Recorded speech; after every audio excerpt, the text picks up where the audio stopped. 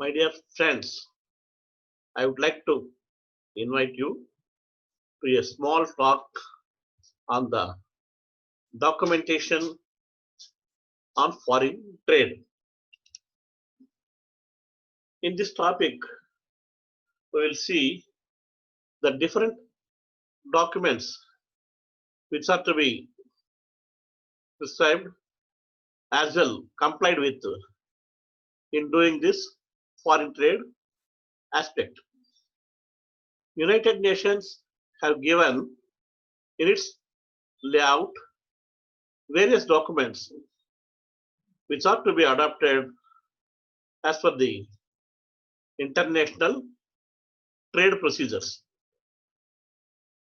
Our India has adopted a systematic documentation mechanism since 1991. Basically, there are two types of documents that are to be maintained, namely commercial documents and regulatory documents. Commercial documents are those which help in effecting the transfer of title from the exporter to the importer. These documents deal with the means of transport and mode of transportation. Here, negotiation process and manner of realization of sale proceeds from the importer by the exporter. All such things will be discussed. Whereas coming to regulatory documents, they deal with the government instructions and guidelines for strict compliances by different agencies involved in this trade process. Usually, in our country, we observe the compliances with the above laws, namely FEMA. It is Foreign Exchange Management Act 1999. Coming to EQCI Act 1963, which means export, quality, control and inspection, a kind of regulatory act. Then comes Customs Act 1962, because in the foreign trade, the customs duties are to be paid. Next, Goods and Services Act 2017. All are involved in this process. We will see the list of documents. They are of two types, regular documents and regulatory documents. We will say one by one. Commercial invoice. Next comes bill of lading, airway bill, marine insurance policy, insurance certificate, consumer invoice, bills of exchange, consular invoice, certificate of origin, inspection certificate, packing list, shipping instruction, shipping order, and mate's receipt. These are the principal documents mainly to be complied with. In addition to this, the regulatory documents which are required for accounting purpose and also the authorities to follow the application for remission of excise, the forms of ARE 1 and 2. Next, shipping bill, or otherwise called the bill of export. Then application form with the supporting doc challan or port trust. Next comes the copy of shipping bill. Next one, the receipt for the payment of the port charges and vehicle seat exchange control declaration and the freight payment certificate being the last one. We will discuss about the principal documents. It starts the initiation process with commercial invoice. Prima facie, commercial invoice is a documentary link establishing the legal relationship between the importer and the exporter with entire record in a complete track of goods under sales. Usually, this contains the name of exporter with the contact details, phone number, mailing ID, etc. Followed by name of importer with contact details, phone number, fax, and mailing details. Then we know third person's involvement is here. So for that, contact details of those personnel after shipment of goods, followed by reference number in which this commercial invoice was sent, with along with purchase order and date. Next comes description of goods, quantity, quality, and containers. Next one being the details of packing and the currency of the country and the specific instructions with regard to delivery of goods. In this process, detailed description of goods along with HNS codes, because we follow harmonized numbering system of codes with the trademarks and their brand names. Now, the total quantity, both in numbers and in units, with the tag of price for the consignments, and currency details and detailed terms of delivery need to be completely given. Last but not least, the bank account, details of exporter with IFSC code and all other things to be furnished.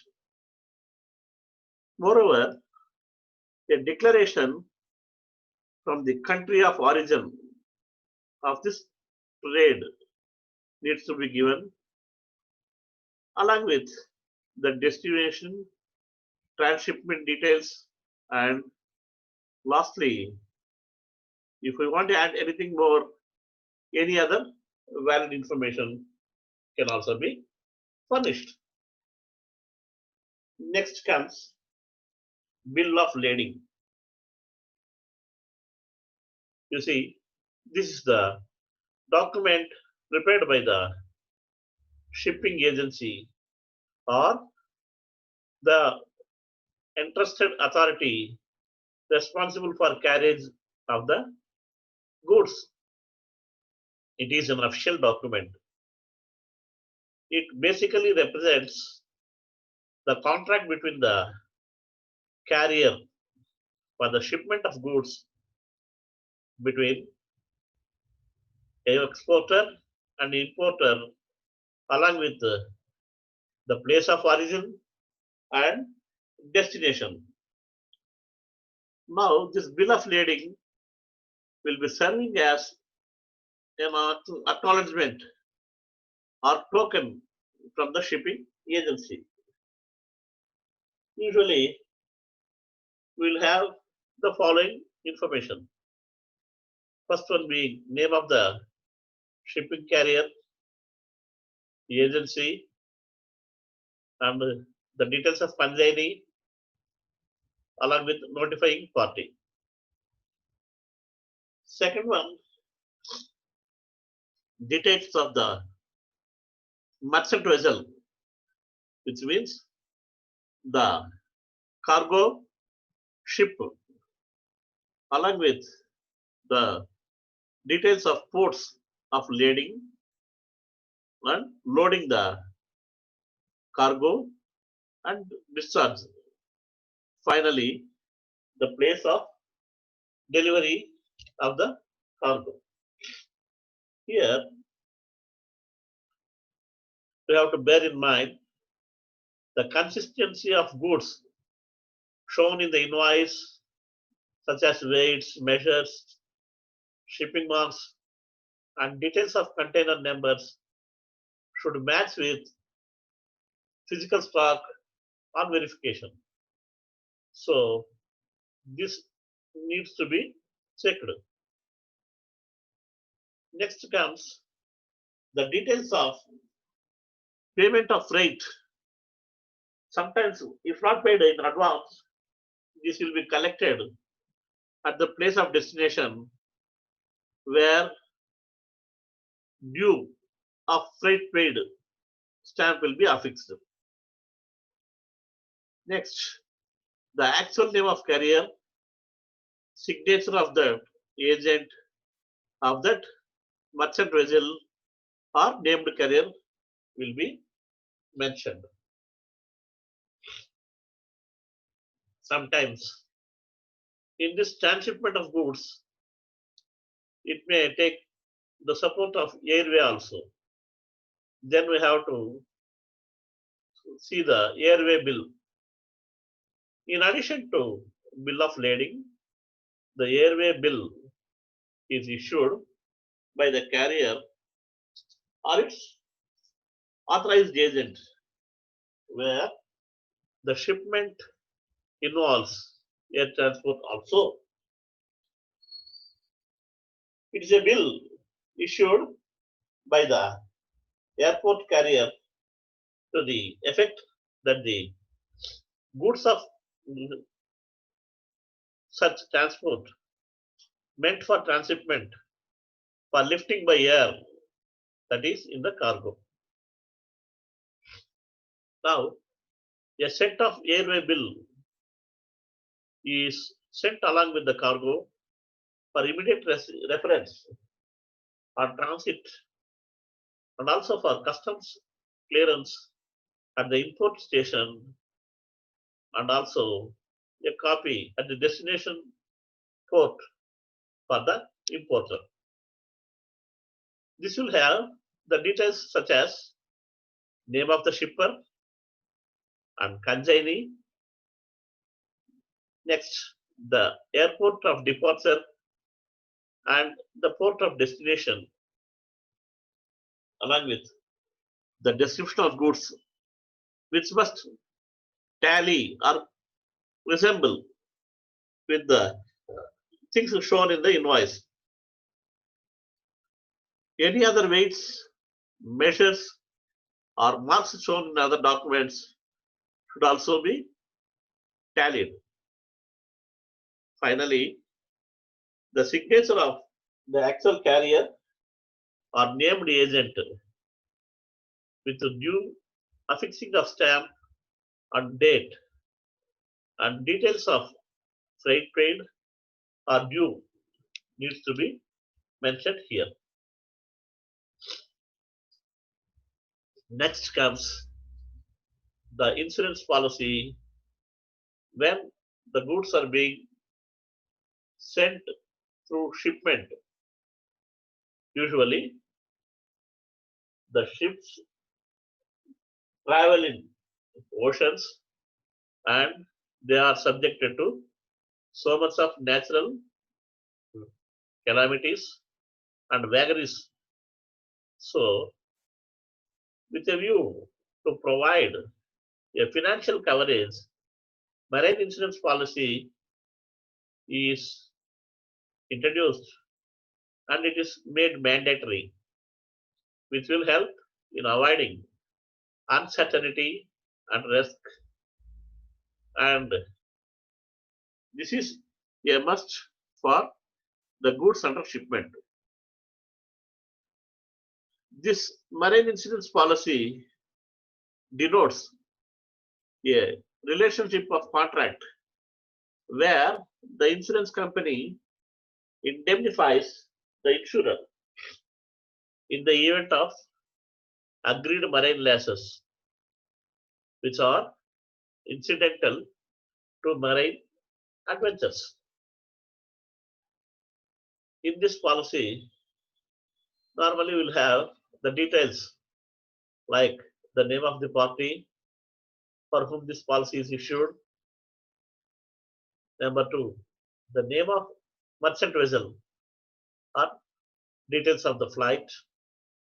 Three, the coverage of insurance from the warehouse of the port of loading and the place where the seizing of this policy, that means the warehouse of the buyer or the port of destination, along with the insurance value with marks and numbers which must correlate and tally with the figures shown on the documents. Last but not least, the details of claims and the mode of settlement in the event of any contingency if arises, along with the date of coverage either prior to or later than period must be mentioned in the documents to avail the facility. Now, it's a must for us to know that there are different policies in marine insurance, similar to different types in the life insurance. Here, the transactions basically go with merchant vessels. They will take for the policies like this: one, floating policy, or two, time policy, or voyage policy, a hybrid mixture of these three, a mixed policy where open cover or blank policy or subject specific purpose oriented specific policies with certainty of value, where valued policy or otherwise without any clear mention, unvalued policies and the like are in vogue. Next comes the insurance certificate.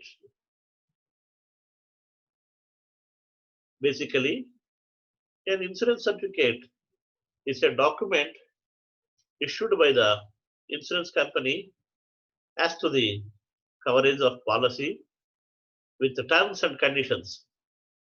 It is a specific and fixed document which cannot be assigned to the third party.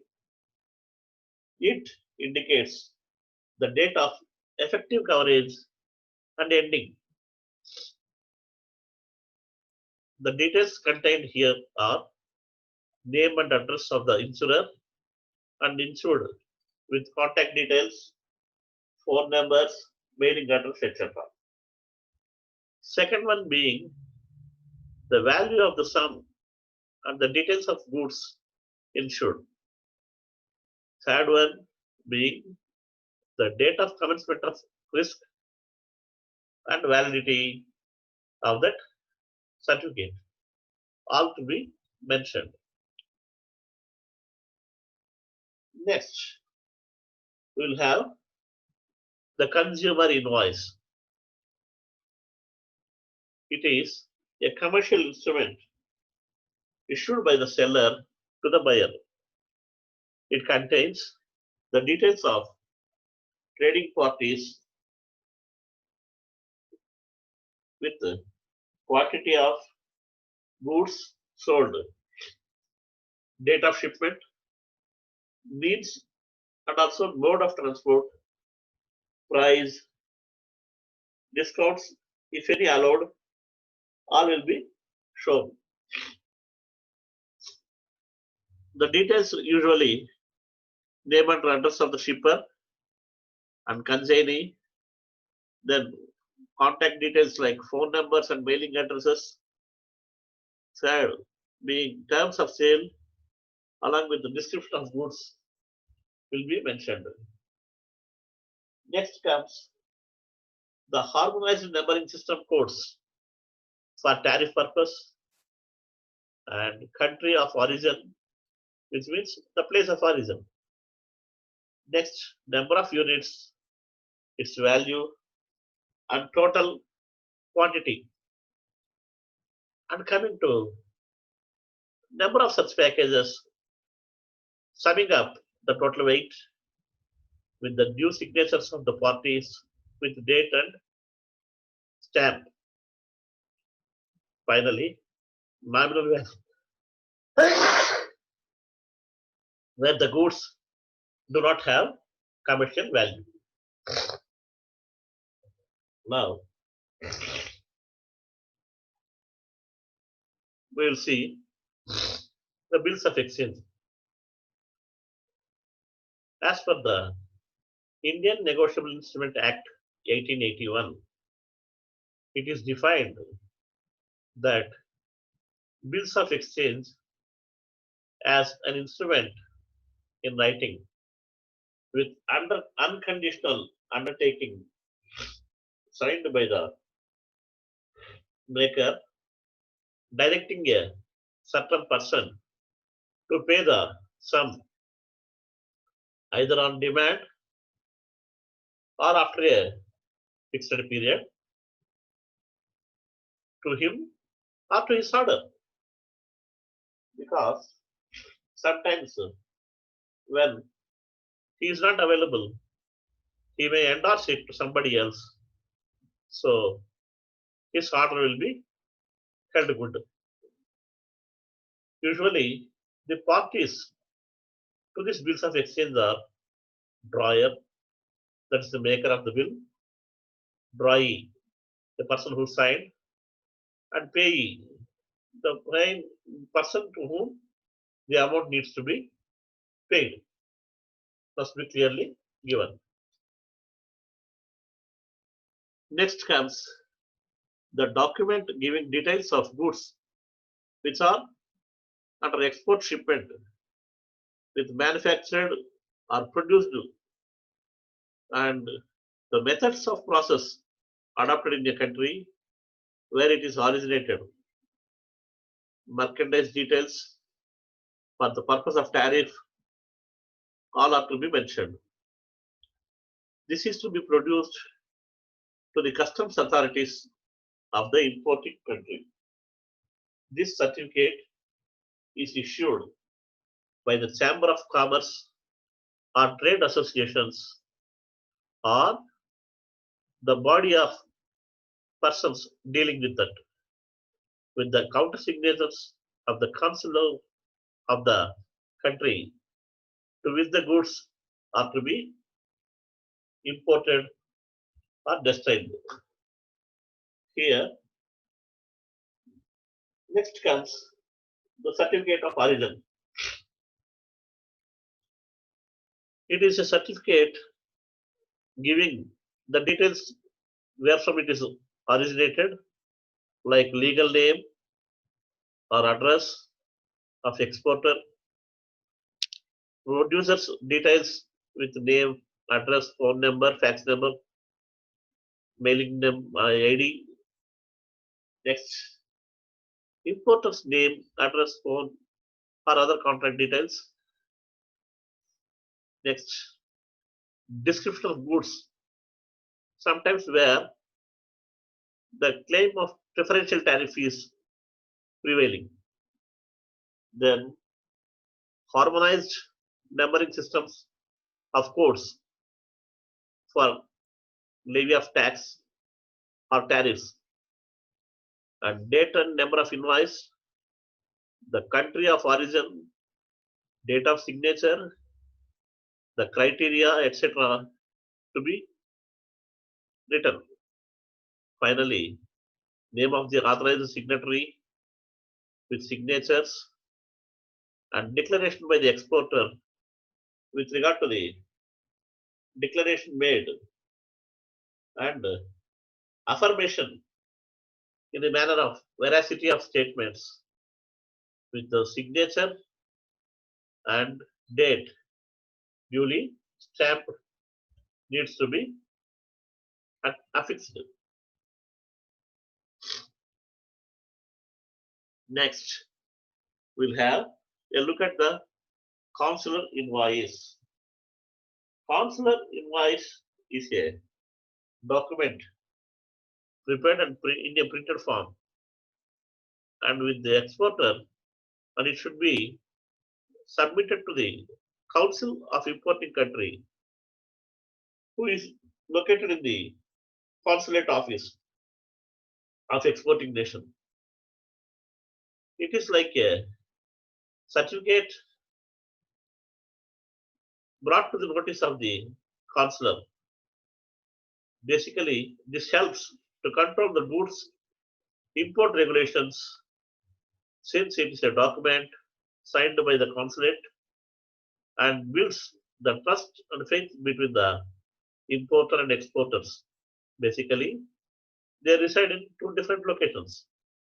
Usually, this is the document prepared in triplet, where one is returned by the exporter, second one being sent along with shipment, and another third copy will be meant for the importer. Usually, this is also a document containing the name and address of the seller with contact details, their name and address of the buyer, importer, the date of issuance, country of origin, country of destination of goods, quantity of goods with description, shipping details such as weight, number of packages, shipping master numbers, etc. Because this consular invoice will be serving as a document issued by the consulate authorities of the importing countries, and it is useful for the purpose of regulation and authorize the exports. Then comes the certificate of inspection. It is a mandatory compliance to ensure that before the pre-shipment of goods, all the goods in the merchandise need to be thoroughly inspected and certified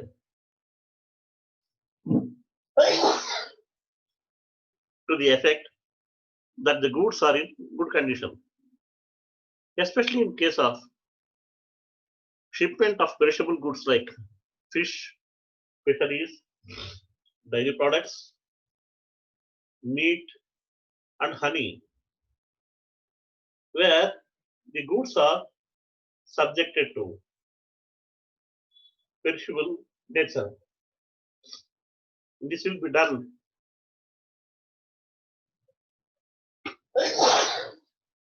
to satisfy the importer or government, and when it is complied with and the goods are in conformity with those documents, then it is cleared.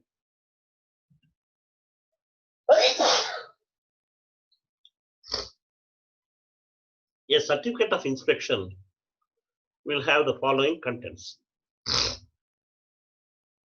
the certificate serial number with the date of issue, name and details of the consignor,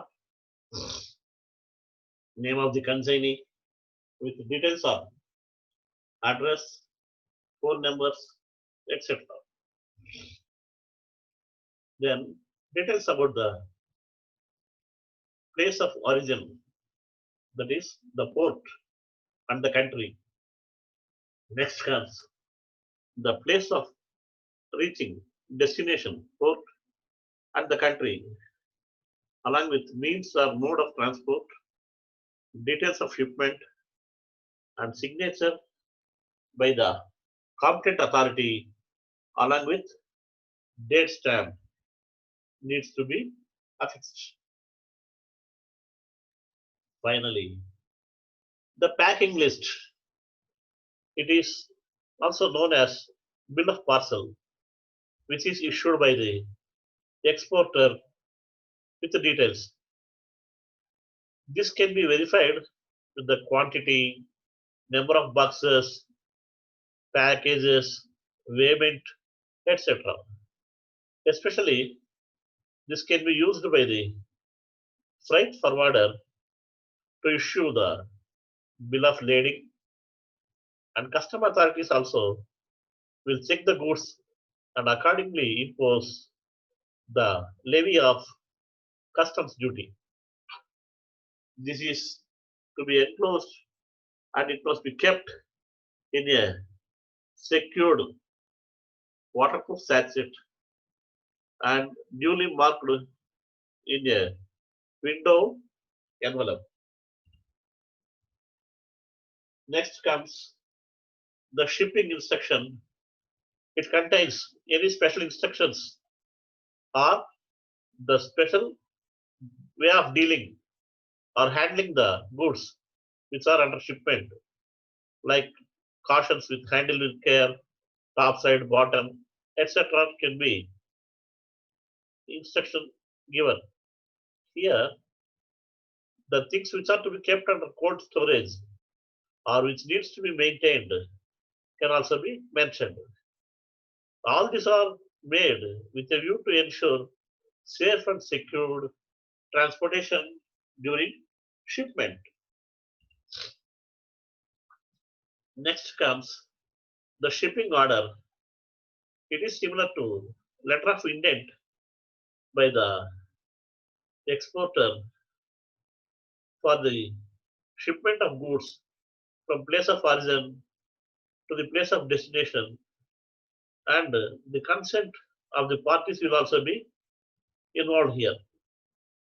This is the order where it serves like an acknowledgement of negotiations between the exporter and importer and other parties and shipping agencies involved in this process.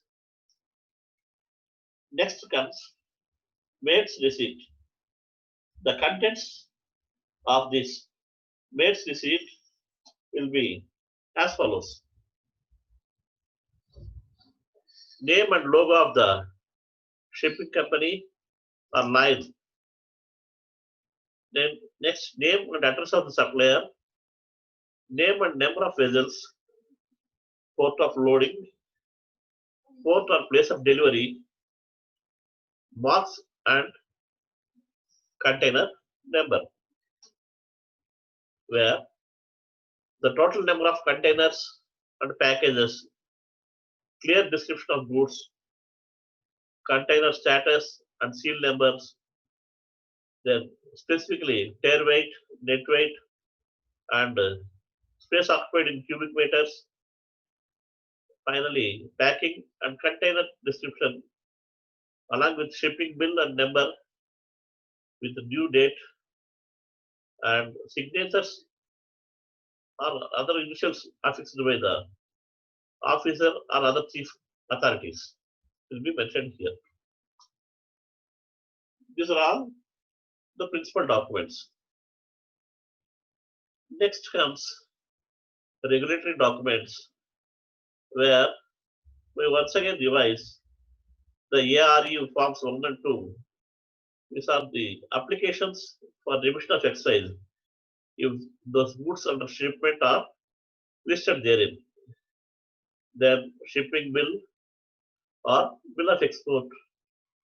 Next comes export application supported by doc challan for the payment and the port trust, and shipping bill copy finally with the receipt for the payment of port charges, so that the goods will be cleared in the dock.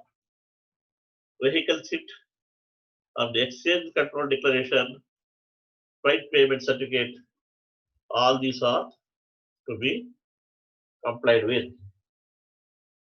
With this, we end this session.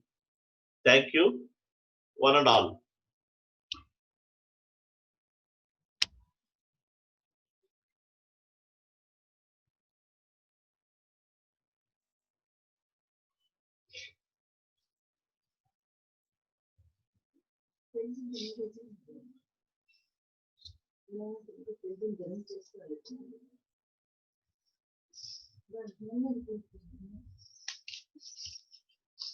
అదే చేస్తాను రోజు చూసుకుంది ఏం చేస్తుంది